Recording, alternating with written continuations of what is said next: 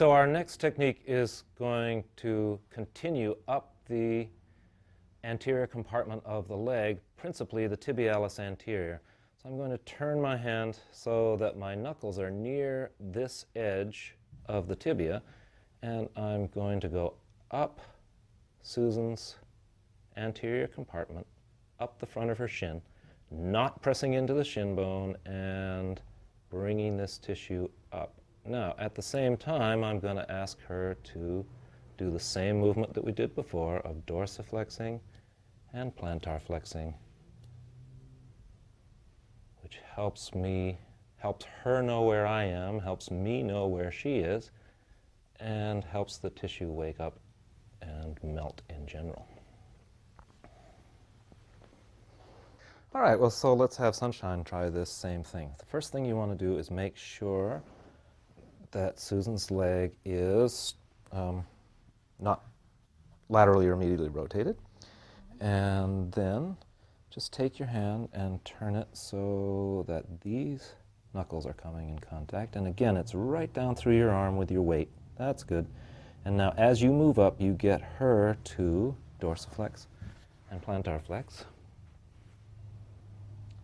And your idea is not to work hard with your muscles, but just to sink into her leg with your bones, with your weight. How does that feel, Susan? That feels good. It felt sort of sharp in the beginning, and then it smoothed out as you were working your way up my leg. Again, Sunshine, if you take a step back with your left foot, with your back foot. Yeah, there. And then, if you push on the ball of your back foot, that just gives your weight to her leg. Do you feel that? So you don't have to do it with your arms, you can do it with your feet. That's it. Okay, you just stay right close to, that's it. Things are popping. And keep right on going till you get about to here, because that's all that tibialis anterior stuff.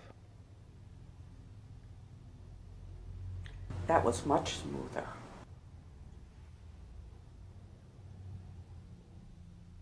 Great, just like that. Coming up that way is one way to do it. There's a lot of people for whom the tibialis anterior is really tight. In fact, we would number Susan among these right in here.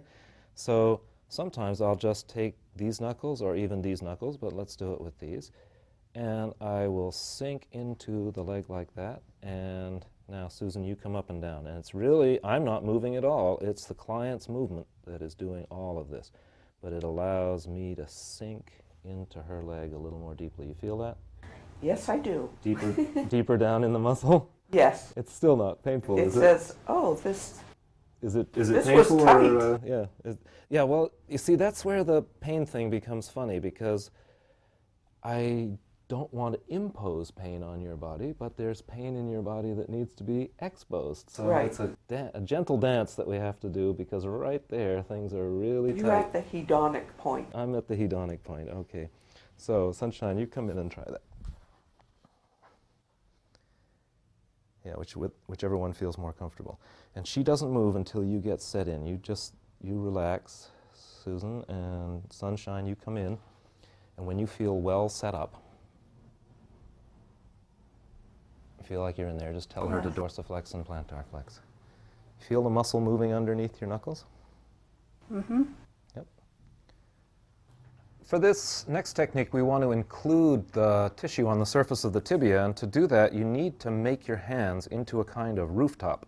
If you take that second knuckle and you put them together like that, so that your underlying hands form a kind of roof, you can put that down on the ankle such that this hand corresponds and kind of melts into the front of the tibia, and this hand melts onto the tibialis anterior. So this is a kind of variation on the other technique, the last technique, but one in which we include the tissue on the front of the tibia.